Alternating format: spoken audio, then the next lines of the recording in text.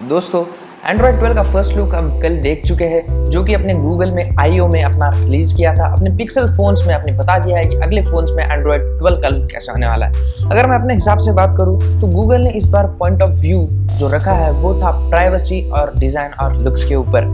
अगर हम बात करें इस डिजाइन और लुक के बारे में तो हमने पिछली बार जो रिवॉल्यूशन देखा था, जो कि डिजाइन और लुक में चेंजेस किए गए थे, वो था एंड्रॉयड 5 के ऊपर। लेकिन इस बार गूगल ने एक बड़ी जंप लगाई है और जो कि एंड्रॉयड 5 से एंड्रॉयड 12 में आया है, जो चेंजेस हुए हैं उसमें बहुत टाइम लगा है।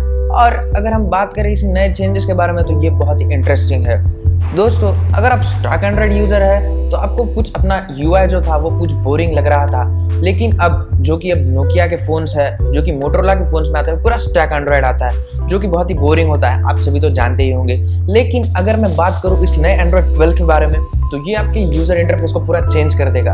अगर हम कंपेयर करते हैं बाकी यूआई जो प्रेजेंट में है, रियलमी यूआई, फनटच ओएस, ये सब यूआईस के बारे में, तो ये आगे बढ़ के एक स्टेप फॉरवर्ड हो चुका है। अगर मैं बात करूँ आपसे एंड्रॉयड 12 के बीटा जो कल रिलीज किया है, उसमें आपको थीमिंग के कोई ऑफिशियल इंजन या फिर सपोर्ट नहीं दिखेगा, लेकिन इसके बारे में ये कंफर्म है कि आपको जो जैसा सैमसंग के मोबाइल में गैलेक्सी थीम्स के नाम से ऐप मिलता है, उसी तरह से आपको एक ऑफिशियल थीम स्टोर का ऐप जरूर देखने मिलेगा।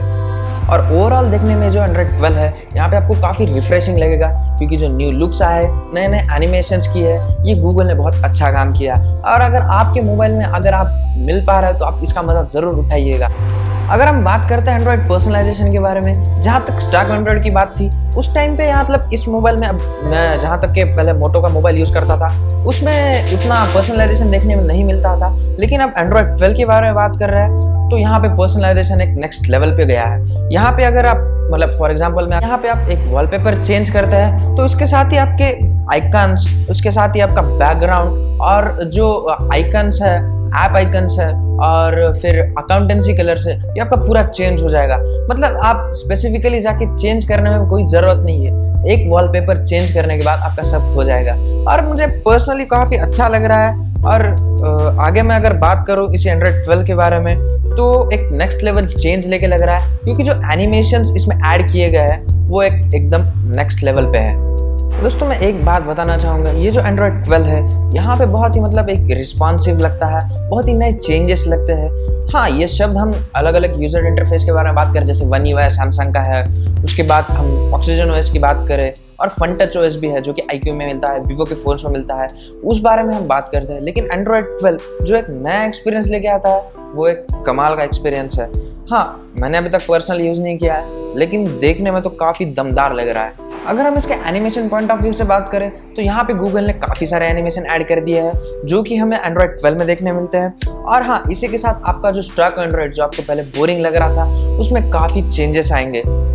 देख के लग रहा है कि ये इम्प्लीमेंट तो ज़रूर होगा, लेकिन यहाँ पे आपके जो एनिमेशंस नए नए प्रकार के आए हैं वो आपको दमदार परफॉर्मेंस देंगे और एक नया लुक मिल जाएगा।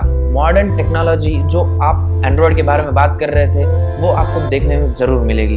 और गूगल इस डिज़ाइन को मटेरियल यू डिज़ाइन कह के बुलाता है, जो कि पहले इसको मटेरियल डिज़ाइन के नाम से जानता था, लेकिन अब इसमें मटेरियल यू एक स्पेसिफाइड नाम करके दिया है गूगल ने, जो कि एक सिग्निफाइड नाम है, जिससे कि इसका मतलब होता है कि आप खुद से अपना फ़ोन एक पर्सनलाइज वे में यूज़ कर सकते हैं। दोस्तों, आगे बढ़ते हुए और बात करते हैं एंड्रॉयड 12 के प्राइवेसी के बारे में।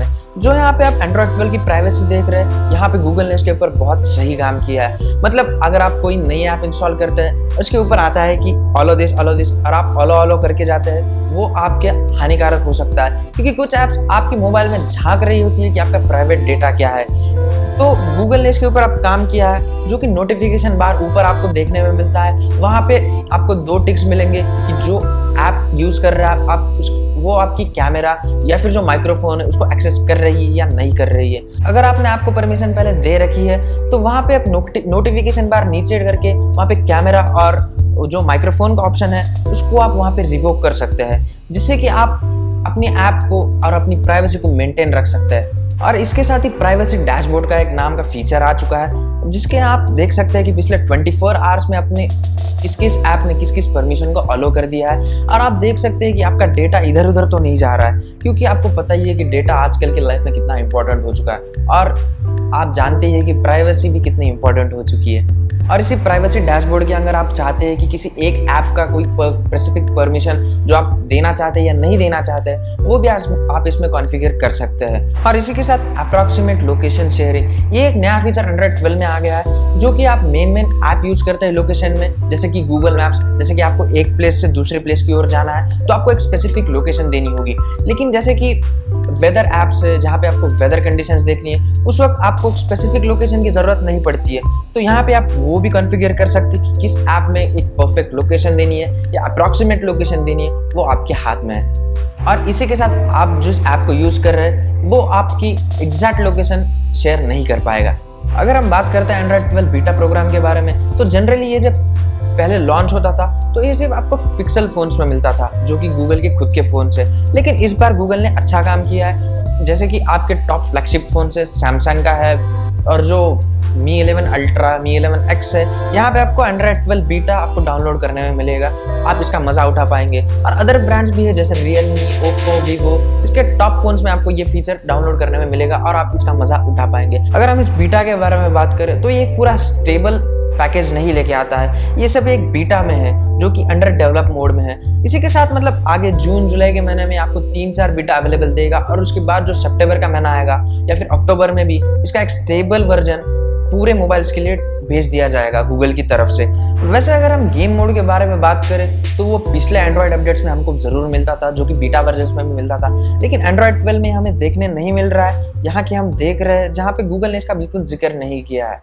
तो दोस्तों, ये थी पूरी कहानी एंड्रॉइड 12 के बारे में।